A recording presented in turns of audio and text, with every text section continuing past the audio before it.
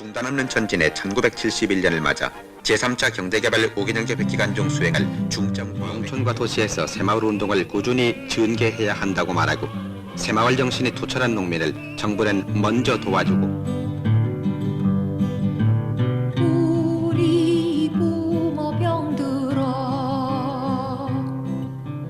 누신 지 3년에 가난과 배고픔의 시대였던 1950년대와 산업화가 태동한 1960년대를 거쳐 경제개발의 속도가 붙은 1970년대. 전후에 태어나 의무교육의 혜택을 받은 세대가 청년기를 맞은 1970년대에는 그들만의 청년 문화가 탄생했고 머리를 길게 늘어뜨린 청년들, 치안당국은 장발자들에게는 머리를 대중가요 역시 그 영향을 받았는데요. 네, 참가번호 11번 이영득, 김민수, 여병서, 최단석, 김인수. 세상의 변화만큼 대중가에 담긴 여성의 모습 또한 커다란 변화를 보여줍니다. 가는 길이 왜 이리도 멀으냐.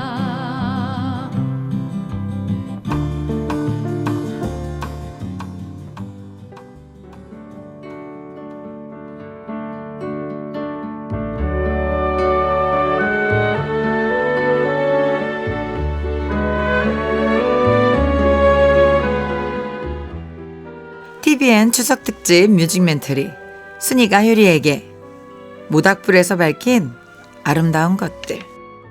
저는 오늘 여러분의 음악 가이드가 될 가수 박선주입니다.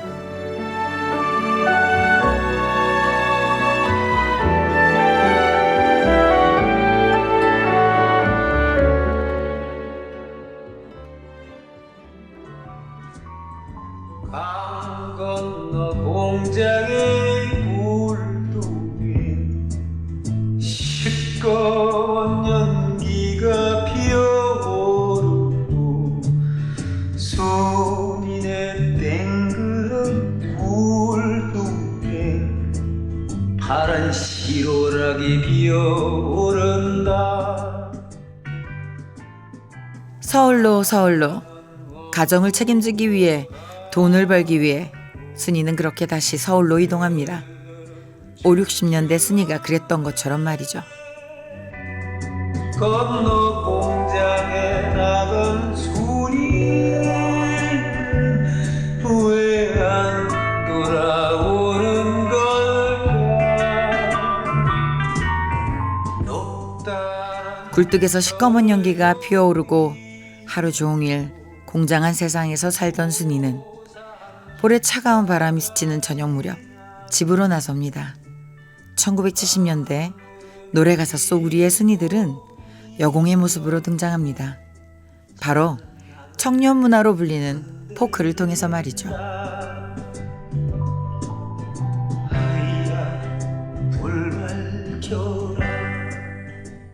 이영미 대중예술평론가입니다. 김민기뿐이에요. 그렇게 지은 사람은.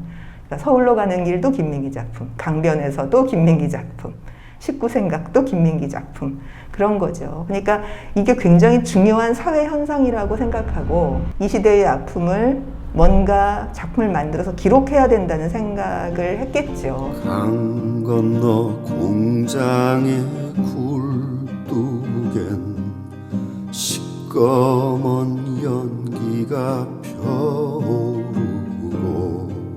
순이 내댕그런 굴뚝엔 파란 시로락이 펴오른다. 1970년 청바지 포크 음악. 기존 트로트와 달리 포크 음악은 지적인 작가주의 음악이라는 인식이 널리 퍼졌습니다.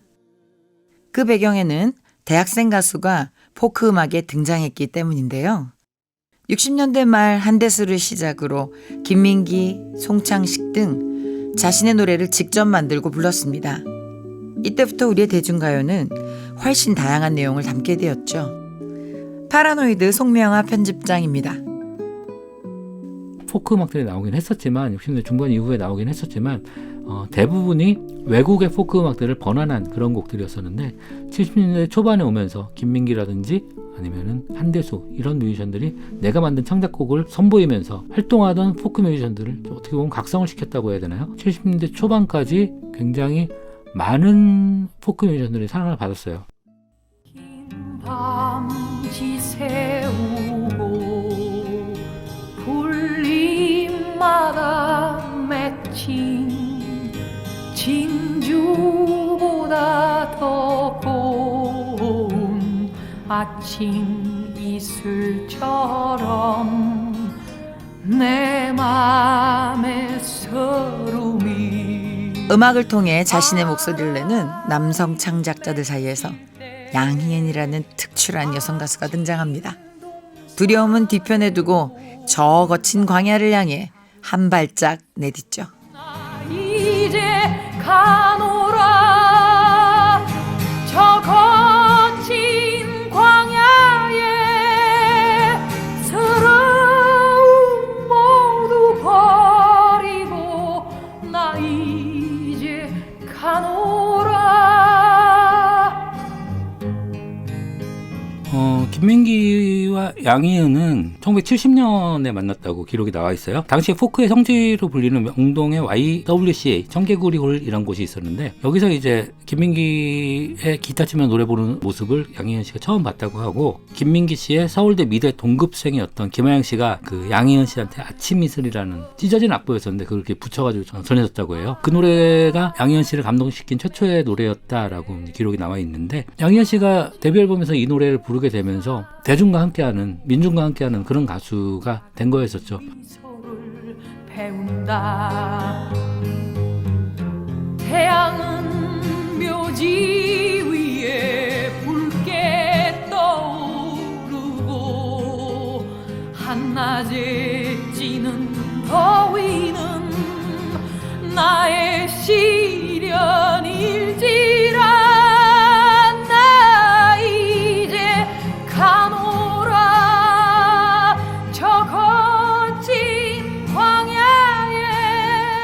시대를 노래하는 여성들, 대중가요 가사 속 평면에 존재하던 순이들은 직접 내 마음의 소리를 읊조리기 시작합니다.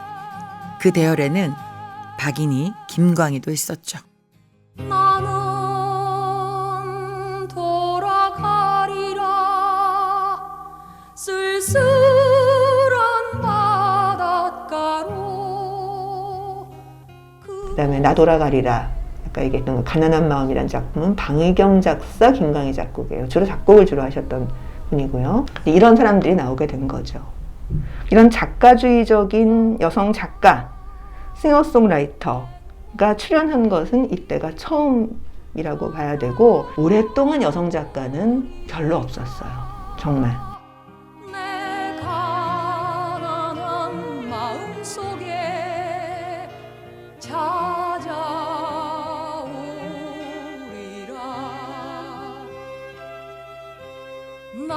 작고 연약한 것들의 아름다움, 힘겨운 삶에 대한 위로를 담은 이들의 노랫말은 사랑과 이별을 주로 노래하던 대중가요의 내용을 한결 풍성하게 만들었습니다. 좋아하는 곳으로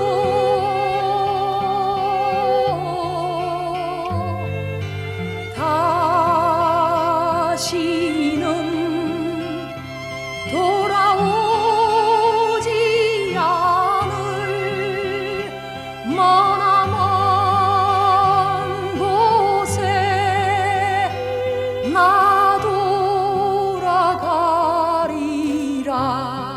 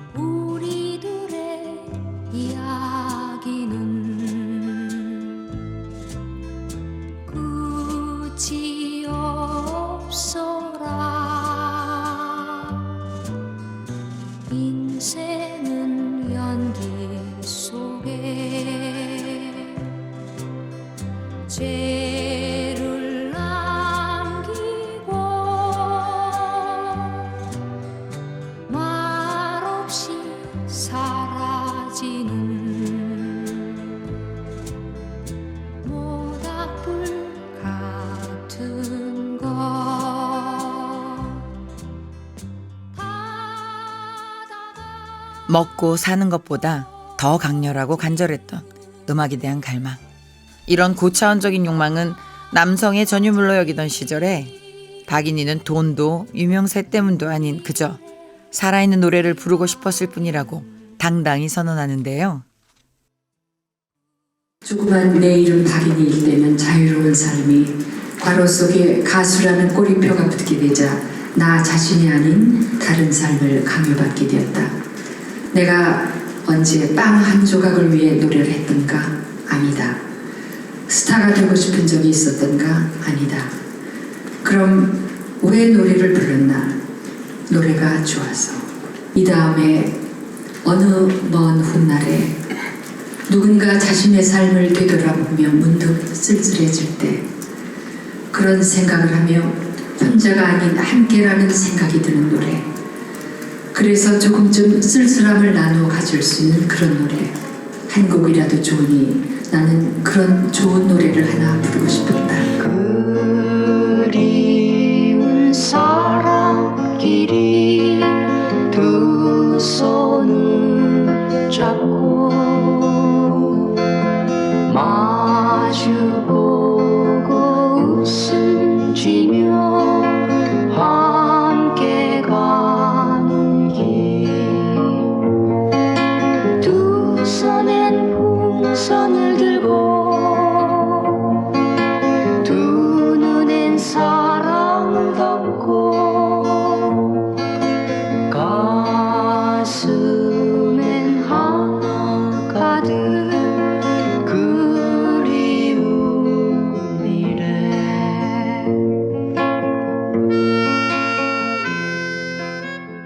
박인희 씨는 이필원 씨와 함께 그 뚜아의 무아라는 듀엣으로 데뷔를 했는데요. 뚜아의 무아의 데뷔 앨범은 1970년에 발매됐고 공식 두 번째 음반에 담긴 그리운 사람끼리, 이 노래는 박인희 씨가 만든 작곡한 최초의 곡이고 우리나라 포크 음악의 역사에 있어서도 여성 싱어송라이터가 만든 첫 포크 곡으로 이제 꼽히는 그런 곡이었어요. 가슴에 영을 지는 푸르른 사랑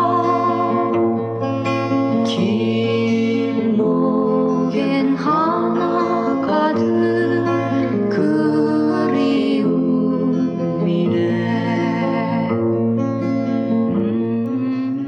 자기가 만든 선율과 노랫말로 대중에게 이야기를 던지는 여성 싱어송라이터. 그중 주목할 리가 바로 방희경입니다. 산 꼭대기 세워진 이 불나무를 밤바람이 찾아와 앗아가려고 타지도 못한 덩어리를 덮어버리네. 방희경이 작사 작곡한 불나무는 화자를 산꼭대기에 세워진 불나무로 비유하고 있습니다. 내면의 열정으로 상징되는 강렬한 불은 끝내 밤바람에 의해 꺼지고 마는데요. 타오르는 열정이 끝내 꺾이고만 슬픔과 좌절을 참으로 강렬하게 드러내고 있습니다.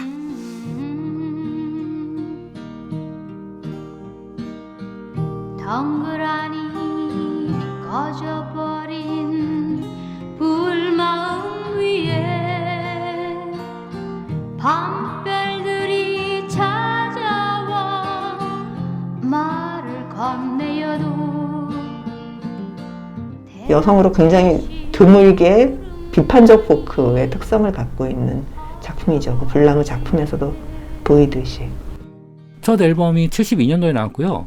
이게 이제 유일한 독집 앨범이고 72년도에 아름다운 사람아 아름다운 노래를이라고 하는 옴니버스 음반이 하나 나왔어요. 방희경의 목소리는 굉장히 좀 텁텁한 그런 목소리를 가지고 있고 여성 싱어송라이터로서는 내가 만든 곡으로만 이제 음반 하나를 채워가지고 음반을 발표한, 찾아보기 어려운 경우였었죠. 당시에 좀 방황하던 그런 젊은 사람들에게 많은 희망을 줬던 그런 가수가 아니었나 생각이 됩니다.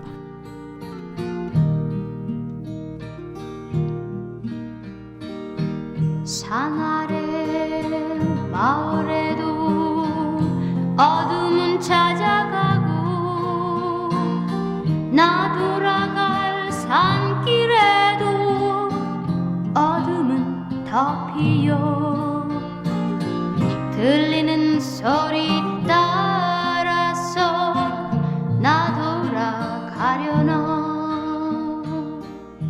1970년대의 대중은 자기의 목소리를 내는 여성 창작자에게 열광하며 그들의 노래를 수용했습니다.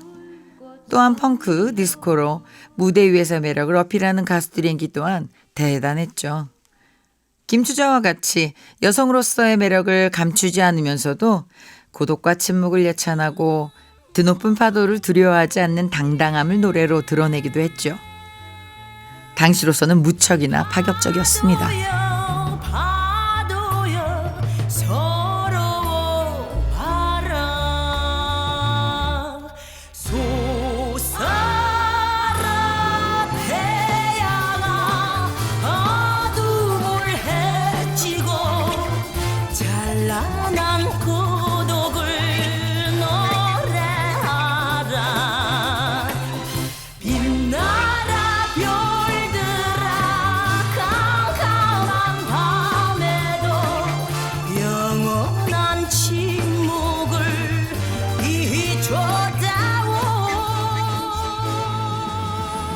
근데 흥미로운 것은 그때 이제 김추자 같은 여성 가수가 있었다는 거예요. 강한 여성 가수가 인기가 있는 시대가 된 거라고 저는 생각합니다. 그러니까 무인도 같은 노래를 불렀을 때 굉장히 돋보이는 거죠.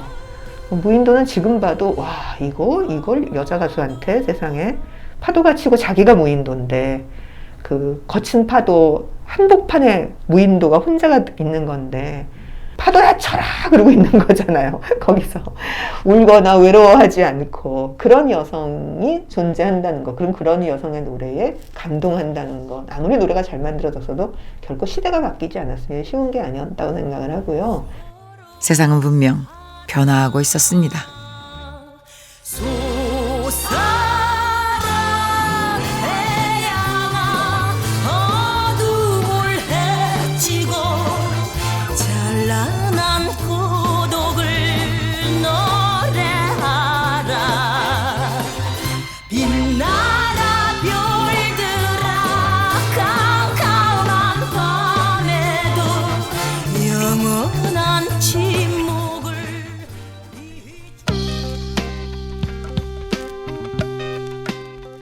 총력 안보의 결의를 다짐하는 전 국민의 여망에 따라 대통령 긴급조치 구호를 선포했습니다.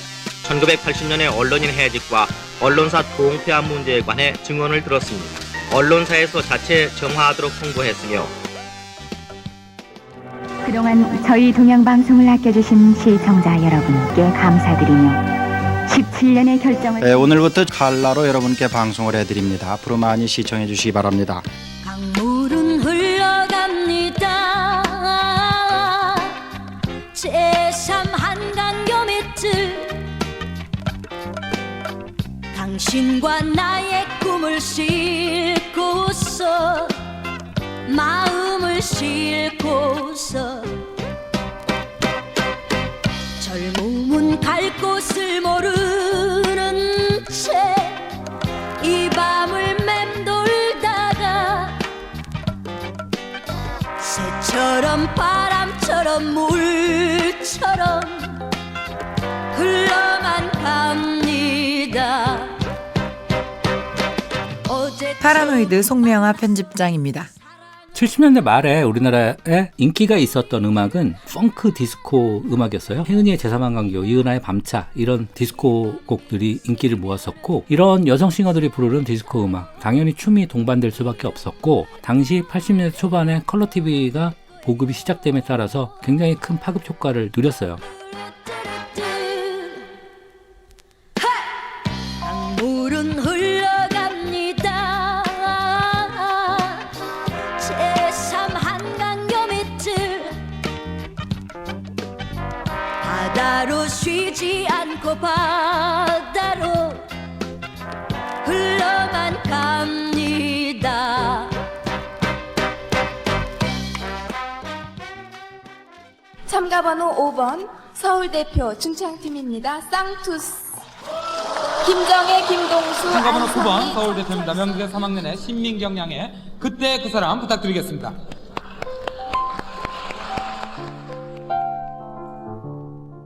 포크 음악으로 대변되는 1970년대 청년 문화는 1980년대로 넘어가면서 가요제 열풍으로 이어집니다. 젊은 뮤지션들이 가요계로 진입하는 또 다른 문이었죠. 여기서도 여성들의 활약이 두드러집니다.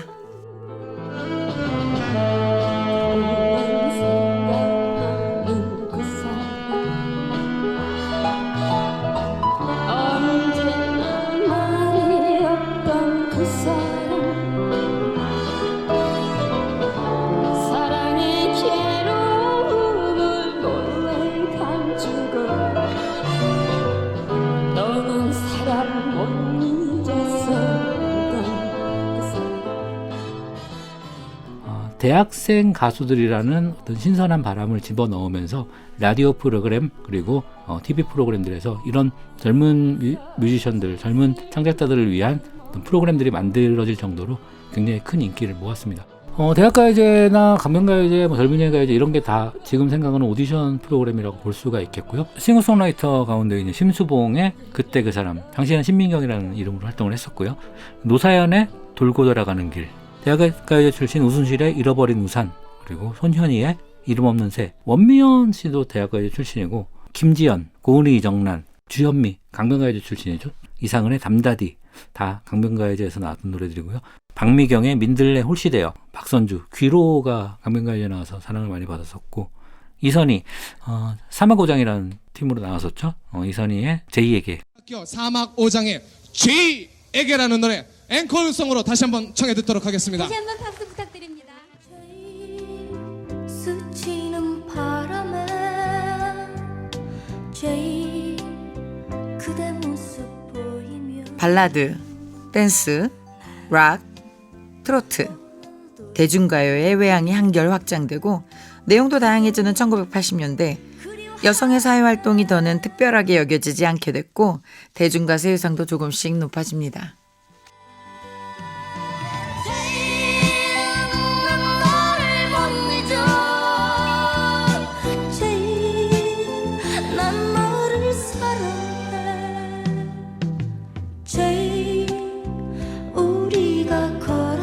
하지만 그 시절에도 무대에 올라 노래하는 여성 가수에 대한 편견은 여전히 존재했습니다.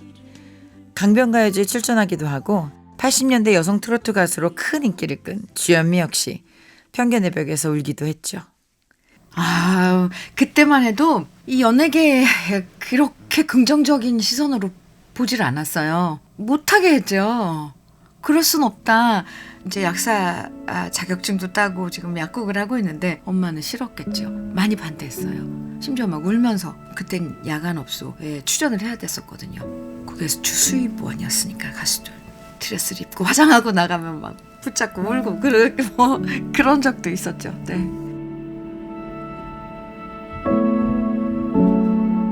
사회가 기대하는 여성의 역할이 달라짐에 따라 대중가요에서 그려지는 여성의 모습과 목소리도 달라졌습니다. 하지만 직접 그 파고를 넘어야 했던 여성 가수와 창작자는 수많은 벽에 부딪혀야 했습니다. 견고해 보이기만 하던 틀을 깨고 모든 창작자가 자유롭게 비상할 수 있는 시대가 도래합니다. 우리 대중가요의 황금기라 불리던 1990년대와 함께 말이죠.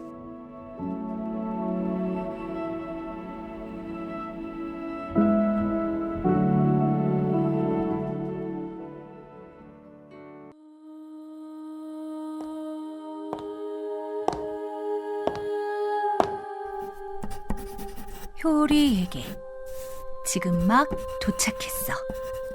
여기? 1990년. 이제부터 시작이야.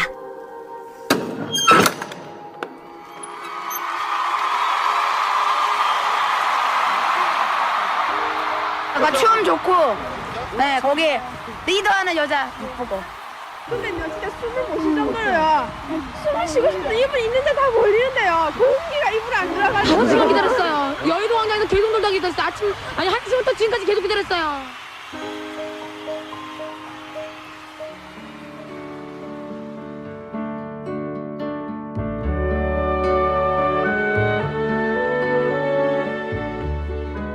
TVN 추석 특집 뮤직멘터리 순이가 효리에게 90년대 안부를 묻는다. 안녕하세요. 90년대 안부를 묻는다. 진행을 맡은 가수 박선주입니다. 우리 가요계의 황금기라고 불리우는 1990년대 그때의 노래와 여성 음악인의 이야기로 채워보려고 합니다. 함께 이 시간을 채워주실 이야기 손님 두 분 모셨는데요. 반갑습니다. 어서 오세요. 안녕하세요. 먼저 단국대 자유교양대학 장유정 교수님. 네, 안녕하세요. 음악으로 역사를 걷는 대중음악사학자 장유정입니다. 반갑습니다. 네, 김영대 음악평론가님 모셨습니다. 마니아 일을 하다가 음악평론가가 된 음악평론가 김영대입니다. 네, 반갑습니다. 반갑습니다. 아유, 좀 전에 잠깐 인사드렸는데 두 분의 연력이 아주 너무 멋지시더라고요. 그래서 굉장히 만나게 돼서 영광입니다. 반갑습니다. 저희도 영광입니다. 저야말로 반갑습니다. 네. X세대와 오렌지족은 1990년대 초반 분위기를 설명할 수 있는 가장 특징적인 문화용어가 아닐까 싶은데요. 평론가님, 이들이 20대가 된 1990년대에도 가요계에 뚜렷한 변화가 있었죠? 그렇죠. 이게 사실 용어 정의부터 한번 해봐야 될 것 같은데 처음부터 사실은 이 X세대란 말이 있었던 건 아니에요. 이게 젠X라고 그래갖고 미국에서 쓰던 용어인데 아, 그래요? 한국에는 원래 신세대라고 있었어요. 아마 기억하실 겁니다. 이렇게 신세대 뭐 이런 말을 쓰다가 어느 순간 이제 X세대라는 용어가 널리 쓰이게 됐는데 당시에 또 이제 한창 신세대의 기치를 내세운 가수들이 많이 나오기 시작했잖아요. 그 시절부터 그래서 이제 X세대라는 말이 쓰기 시작했고 사실 오렌지족이라는 말은 X세대랑은 조금 맥락이 다른데 왜 오렌지족이에요? 그러니까 그게 세태 비판이잖아요. 사실은 당시에 돈이 이렇게 많은 젊은 사람들이 돈을 팍팍 쓰고 다니는 그런 소비적인 행태, 새롭게 등장한 그런 젊은 세대들을 비판하려고 이제 기성세대에서 만든 말인데 여러 가지 썰이 있어요. 근데 하나가 주로 캘리포니아에서 온 유학생들이 많아서 오렌지 카운티에 그렇지, 오렌지 카운티. 전 그 생각했었어요. 이게 아무래도 오렌지 카운티에서 오렌지 같은데. 그랬던 말이 있습니다. 그래서 아무튼 그때 쓰였던 게 오렌지족, 야타족, 그죠? 뭐 이런 말도 있었고. 공주병이니 왕자병이니 이런 말도 이제 그때 나오기 시작했고. 맞아요. 가요계 전반적으로도 이게 사실 90년대 만의 흐름이라기보다는 80년대 올림픽 전후로 했었던 흐름들이 이제 90년대로 넘어오면서 주머니 사정이 넉넉해진 젊은 세대들을 중심으로 해서 그들이 좋아하는 음악이 폭발을 한 겁니다, 사실. 그래서 그게 힙합이 될 수도 있고 랩도 될 수도 있고 R&B도 될 수도 있고 아무튼 이게 새로운 변화가 소위 말하는 X세대의 새로운 취향과 함께 탄생하기 시작했다. 그때 흑인 음악, 힙합 이런 거 굉장히 히트 쳤었는데, 그죠? 그때는 힙합이란 말도 사실 없었고 랩댄스라 그랬어요. 그렇죠, 랩댄스였죠. 이현우 씨, 현진영 씨 이런 분들. 네. 아니 현진영 씨 나오면 또 이제 서태지와 아이들과 이쪽으로 딱 연결이 딱 돼야 되잖아요. 네. 어떠세요? 서태지와 아이들 빼고는 뭐 얘기를 할 게 없죠. 사실 초반은. 맞습니다. 어떤 의미에서 서태지 아이들이 1990년대 대중가요의 어떤 황금 시대를 활짝 열었다라고도 얘기할 수 있는데요. 서태지 아이들로 대표되는 랩과 록이 결합된 형식의 노래도 등장을 하고요. 또 이외에 노이즈, 듀스, 룰라, 터보, RF 그렇죠? 다양한 댄스 음악 그룹이 등장을 했고요. 그야말로 보는 음악 또는 몸의 음악의 어떤 시작이 아닐까 하는 생각을 해봅니다. 그리고 음악적으로도 굉장히 다양했는데요. R&B, 모던 록, 포크, 발라드, 디스코 등등 너무나 다양한 장르, 스타일의 음악들이 공존을 했었던 시대라고 얘기를 할 수 있고요.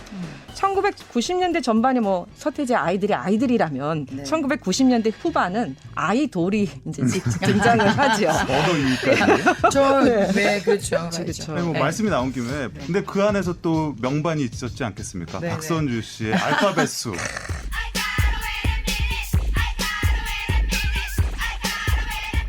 한국 R&B의 어떤 역사를 새로 쓴 저희 인생의 흑역사라고 지금 왜요? 당시에 굉장히 힙한 음악이어갖고 많은 분들이 좋아했었고 전 진짜 제 음악에 대해서 굉장히 그 자긍심이 있는데 다들 왜 그랬냐고 자꾸 물어봐가지고 아니 나 그 당시에 양현석 씨도 가르치고 이상민 씨도 내가 음악 가르쳤다. 근데 원래 힙합을 하던 어떤 말씀하신 랩 음악 했던 사람이다 얘기해도 그냥 계속 왜 그랬냐고.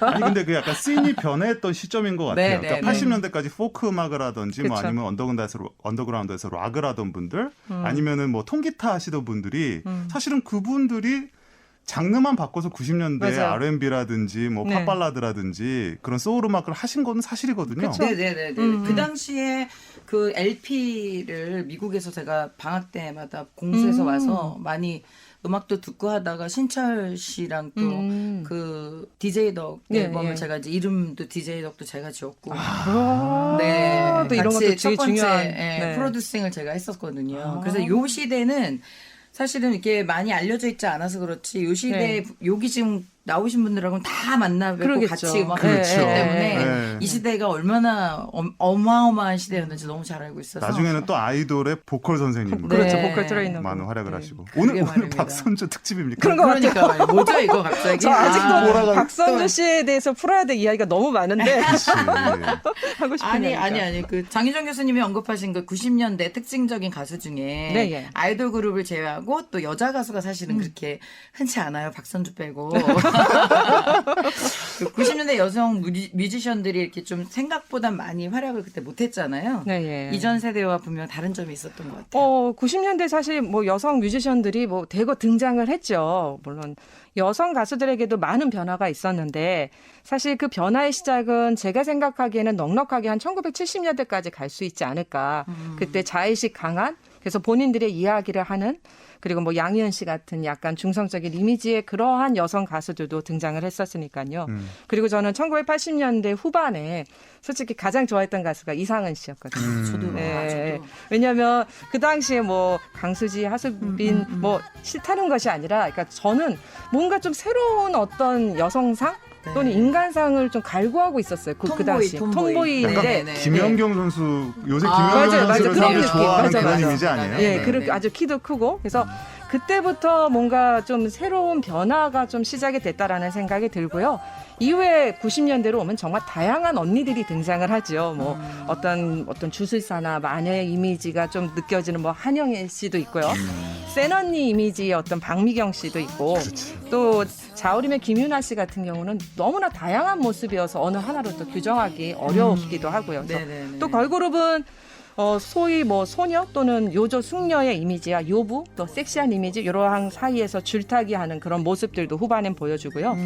그런 변화의 흐름에 아울러서 이제 90년대에 조금 더 이제 특징적인 흐름이 나와요. 이제 그 중에 하나는 홍대를 위시한 펑크의 등장이거든요.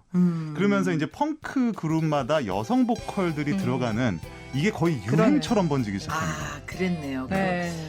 낭만 고양이 불렀던 체리필터. 네, 그리고 뭐 자우림 말씀하셨지만 저는 이제 지금 많이 잊혀진 그룹인데 주주클럽.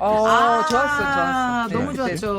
그리고 뭐 너무 많았어요. 뭐 억지로 뭔가 그들이 뭐 나는 기존의 여성적인 이미지를 버려야겠다 막 이런 것보다는 그 펑크하게 걸맞은 어떤 이미지 있잖아요. 굉장히 반항적이고 체제 저항적이고 그리고 굉장히 뭐 X세대적이라고 할 수 있습니다. 멋있었어요. 왜냐면 나는 나라는 노래도 사실 있죠. 근데 나는 뭐 내가 지금이 중요해. 나는 누구의 말도 듣지 않을 테야. 난 내가 좋아하는 거를 해.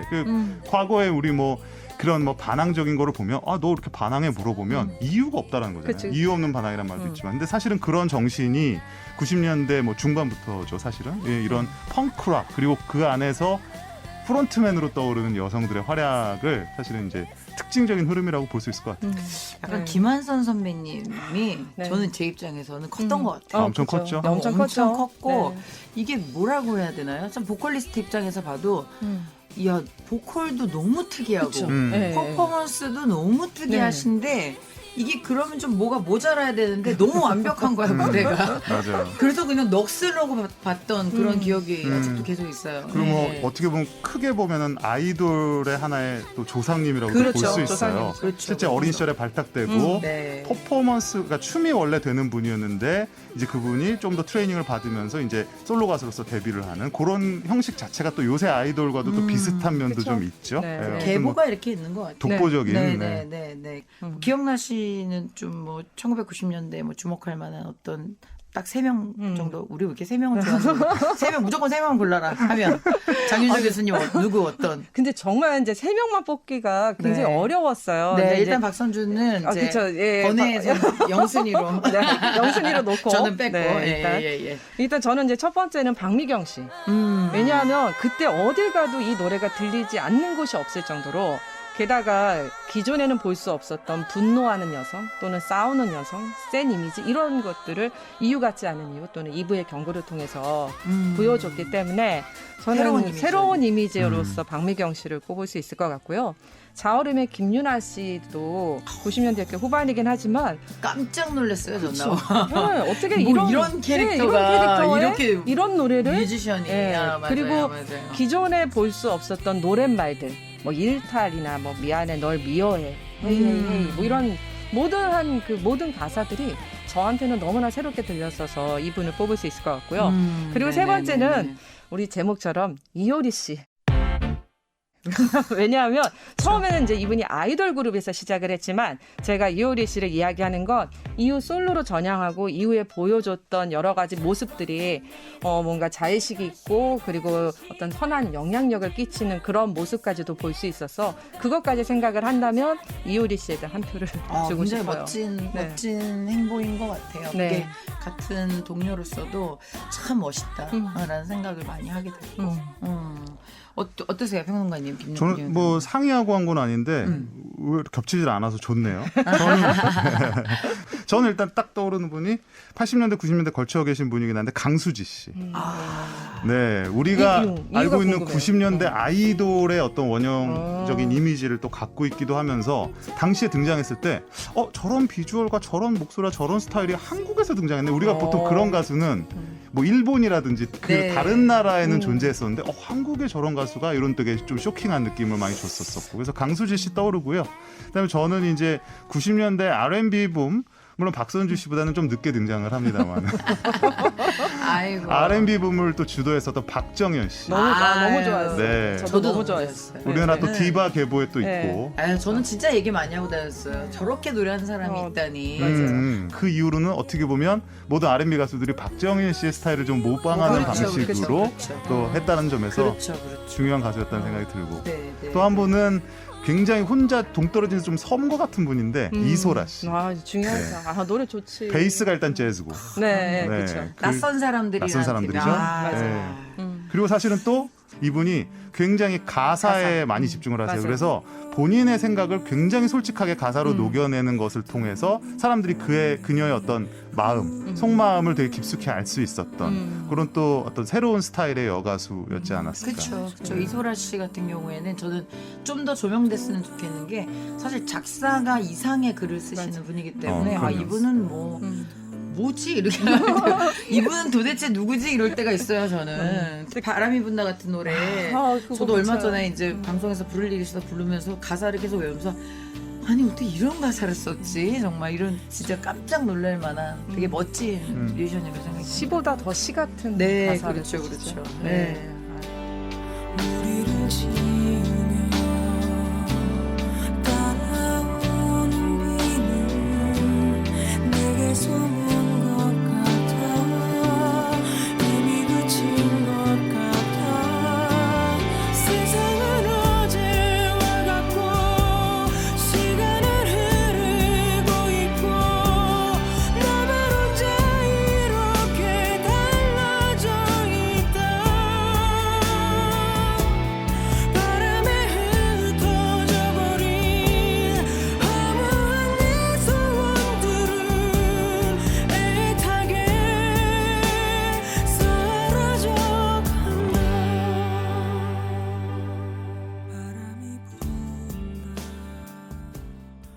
자, 90년대 대중음악의 안부를 묻고 있습니다. TVN 추석 특집 뮤직 멘터리 순이가 효리에게.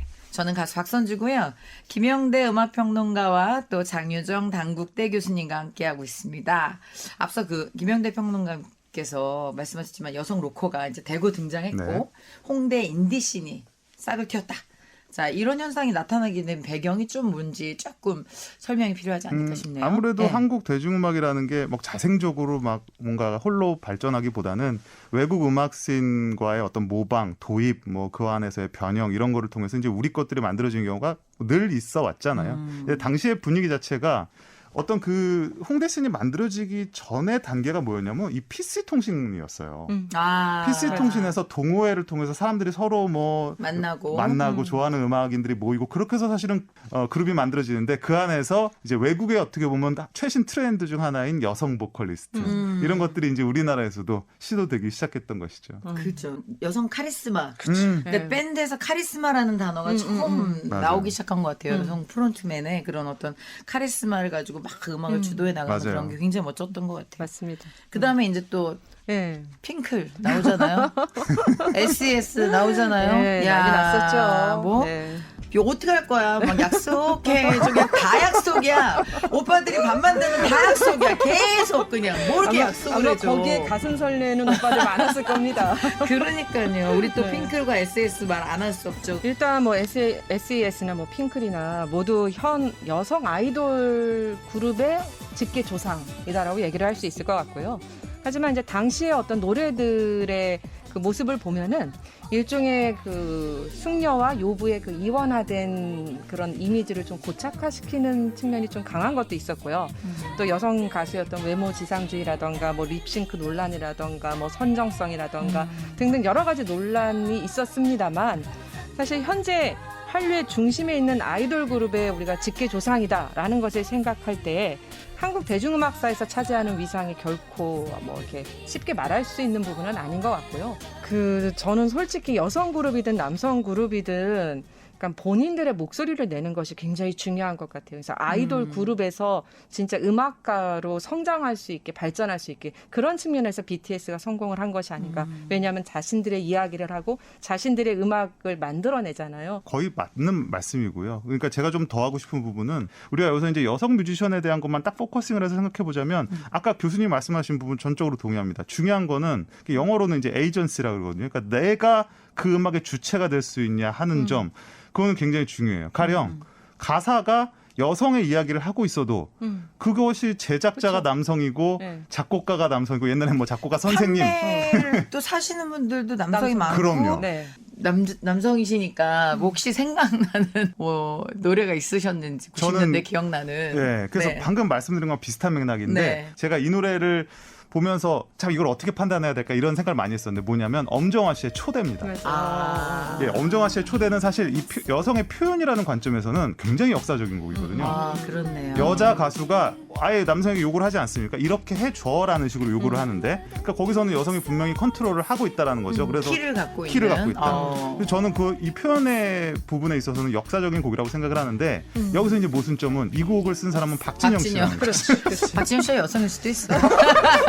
아니 그럼 교수님 생각하기에 예를 들면 여기 이제 여성곡을 말씀하셨으니까 남자 가수 중에 노래 중에 뭔가 좀 턴오버 포인트라고 해야 되나? 그런 남자 곡들이 가수들 노래 생각나시는데. 중에 90년대 저는 솔직히 쇼킹했던 건 박진영 씨의 등장이었어요. 아 그렇네요. 어디나 박진영 있고 예, 박선주가 있었고 엘리베이터 안에서 있고 그 노랫말이며 이런 것들이 굉장히 뭔가 성적으로도 되게 자유분방한 모습을 보여줬을 뿐만 아니라 엘리베이터 안에서 그분이 또 기획했던 게 박지윤 씨의 성인식이었잖아요. 그렇죠. 아, 그렇네요. 이어지죠. 그것도 또 그래서. 여성. 네. 그렇죠. 그러니까 박진영 씨가 어떤 중심에 있지 않을까라는 생각을 해보긴 합니다. 여보세요? 왜요? 또 만날 수 있어요. 저 이거 시키는데 내가 박진영 씨한테 이거 왜 해야 되니? 하셨어요? 그게 접니다. 저. 정말요? 네. 엘리베이터 안에서 거기서 여보세요? 여보세요? 예, 저 진영인데요. 오늘 재미있으셨어요? 예, 즐거웠어요. 저 그럼 내일 또 만날 수 있어요? 왜요? 또 만나고 싶어요? 네, 저 내일 그럼 어디 갈까요? 63빌딩. 90년대를 넘어 2000년 이후로 가면 더 이상 뮤지션을 여성, 남성으로 구분하는 게 좀 무의미할 정도로 이제 여성 뮤지션들의 활동이나 표현 방식의 제약이 거의 사라졌다고 말하기도 합니다. 네. 장 교수님, 네. 이 말에 동의하시는지? 그래서 기존하고 비교를 하면 상대적으로 분명히 그러하다라고는 얘기할 수 있지만 역시 기획사의 어떤 묶여있거나 그런 상태에서는 음악가 자신의 목소리를 내는 일이 이렇게 쉬워 보이지는 않습니다. 그래도 정말 음악만 하고 먹고 살 수 있는 세상이 되려면 아직 갈 길이 먼 것이 아닌가라는 생각도 들어요. 저희 뭐 앨범이 팔린다는 가수들도 지금 앨범을 못 내고 있는 상황이니까요. 평론가님 어떠세요? 우리가 보통 남성 뮤지션을 디폴트로 보기 때문에 남자가 무슨 주제로 어떤 노래를 하는지에 대해서는 딱히 그게 어떤 뭐랄까요 그 안에 어떤 판단이 별로 들어가 있질 않아요. 그렇죠. 그냥 음악이라고 받아들이죠. 그렇죠. 근데 여성 뮤지션이 어떤 얘기를 하면 이 여성 뮤지션이 이런 말을 했어 하고 새삼 주목하는 게 있는데 저는 이런 것들이 이제 최근 최근에 뭐 페미니즘이라든지 이런 흐름을 타고서 오히려 이 기회를 잘 살릴 수가 있겠다. 뭐냐면 여성들이 조금 더 자신의 목소리를 과감하게 내준다면 그것이 또 하나의 새로운 시대 정신이 될 수도 있겠다. 이런 시대적으로 생각을 합니다. 봤을 때 여전히 주목되지 않았기 때문에 어떤 지금 시대는 담론의 우위를 점유할 수 있다. 그렇죠. 뭐 이렇게 궁금해하는 전망하시는 거죠. 시대이기도 하고요. 앨범 빨리 준비해야겠네요. 앞으로 이제 우리 대중가요에서 여성 음악인들이 좀 많이 나와야 될 텐데 그쵸. 예를 들면 그 여성 음악인들의 출연을 어느 정도 기대하고 계시고 또 앞으로 또 어떤 여성 음악가들이 나왔으면 좋겠다. 뭐 이런 얘기를 좀 네. 한번 나눠주시면 어떨까 싶네요. 그 우리나라 최초의 여성화가로 알려진 나혜석이 네. 1921년에 그 입센의 인형의 집이란 책을 그 신문에 소개하면서 노라라는 노랫말을 썼어요. 그 노랫말에서 그렇게 얘기를 하거든요. 나는 인형이었네. 아버지 딸인 인형, 남편의 딸인 인형. 그리고 나는 사람이라네. 남편의 아내 되기 전에, 자녀의 어미 되기 전에 첫째로 사람이 되라네. 저 지금 소름이 확 올라오네요. 그러면서 마지막에는 소녀들이야 나를 따르라. 근데 100년 전에 그런 이야기를 했는데 저는 자신의 이야기를 하는 뭐 남성이든 여성이든 많은 음악가들이 출연을 하면 좋겠다라는 생각이 들고요. 그래서 때로는 꺾이는 나무보다 휘는 풀이 더 낫다라는 말도 있잖아요. 그래서 네. 저는 부드러움이라던가 저는 뭐 유쾌함이라던가 이런 게 제 어떤 저의 속성하고 좀 비슷하기 때문에 네네네. 저라면 그런 것들로 계속 같이 평화롭게 공존하는 방법을 모색할 것 같다라는 말씀을 하고 싶었습니다. 저는 그런 의미에서 가령 아이유 씨 같은 경우 굉장히 또 좋은 선례를 만들고 그렇죠. 있다고 생각을 네, 합니다. 그렇죠. 자기가 할 수 있는 거를 귀엽고 해내는 그런 어떤 당참이 있잖아요. 그렇죠. 그런 모습들을 앞으로 등장하는 여성 뮤지션들에게서 또 계속 봤으면 하는 바람입니다. 네. 두 분 만나서 지금 너무 전문적이면서도 너무 중요한 포인트를 딱 집어주셔가지고 굉장히 함축적으로 잘 귀에 잘 들리는 아주 좋은 얘기였던 것 같은데 네. 아쉽네요. 이제 압축을 좀 해서 그러게요. 이제 네. 좀 끝으로 그래도 또 90년대 가요계를 네. 대표해서 두 분이 나오셨으니까 가요계에 네. 대한 어떤 한 문장으로 네. 정리를 한다 하면 일단 오늘 사실은 방송을 빙자한 우리들의 추억 놀이가 아니었나라는 네. 생각을 해보고요. 한마디로 말한다면 저는 이제 뭐 추석도 있었고 하다 네. 보니까 90년대 가요계는 잘 차린 명절상이 아닌가. 다양하고 맛있고 잊은 듯하지만 또 매년 돌아오고 그렇게 내년 명절에 또 먹듯이 여전히 우리에게 어떤 추억과 그리고 현재 진행형의 음악들이다라고 정의를 내려보고 싶습니다. 저런 말을 이렇게 잘 준비해왔어. 준비 너무 아니 너무 어떡해요 준비가 지금. 아니 저 준비 안 이러면 바로 얘기해주세요. 방송이 바로. 뭐 애드립 자, 듣고 그래야지. 자 압축 바로 90년대는 박선주다. 아니 저도 하나 해야죠 그래도. 네네, 하셔야죠. 90년대는 네. 모든 것이 다 가능할 수 있을 것만 같았던 낙관과 낭만이 지배했던 시기다. 야 맞네요. 네. 행복했고 다 잘 될 네. 줄 알았었어요. 네. 아이고 참 함께 이야기 나누다 보니까 아유 벌써 마칠 시간이 다 됐어요. 진짜 오늘 음악도 참 너무 좋았고 또 두 분의 말씀도 너무 훌륭했고 재밌었습니다. 90년대 다져진 대중음악 문화의 밑거름으로 K-팝 한류 역시 탄생했다고 봅니다. 그 여성 음악인들의 활발한 활동을 개인적으로 너무너무 응원하고 보고 싶고요. 또 대중음악 발전에 큰 기대를 걸어보겠습니다. 아 진짜 이렇게 함께해 주셔서 너무너무 감사드립니다. 네, 감사합니다. TVN 추석 특집 뮤직 멘토리 순이가 효리에게 90년대 안부를 묻는다. 지금까지 기획 엄관식, 제작 김영주, 이선영, 구성 노미진, 진행의 저 박선주였습니다. 감사합니다.